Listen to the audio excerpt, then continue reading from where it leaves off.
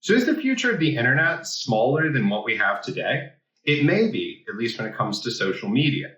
Now, distrust in large social media platforms, the owners of those platforms, and the content those platforms serve is increasing, according to a recent survey from Vox. Now, what it's saying is that distrust is beginning to fracture user bases towards a distinct number of smaller platforms that provide a greater sense of community. Now, larger social media platforms have always had a bread and butter around connection, this idea of connecting people around the world. But users are increasingly feeling like a media commodity on those, just another cog or data point for their advertising business model.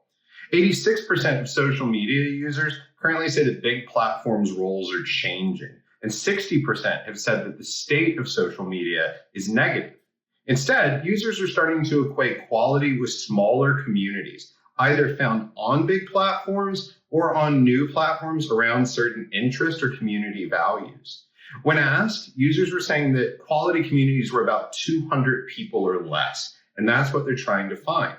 Now, when they were asked on what platforms they found this sense of community, the interesting thing is, out of a list of about 30 social networks, no one platform garnered over 50% of the response. So what we're starting to see is a fracture across a wider number of social platforms where people are finding more valuable ways to spend their time or more valuable communities.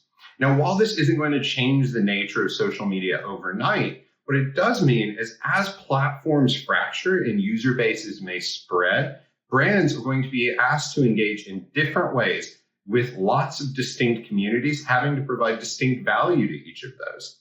They're also going to have to figure out the value they get back from trying to stretch across a wider number of communities. So as the internet shrinks, brands may be asking themselves how far they need to stretch.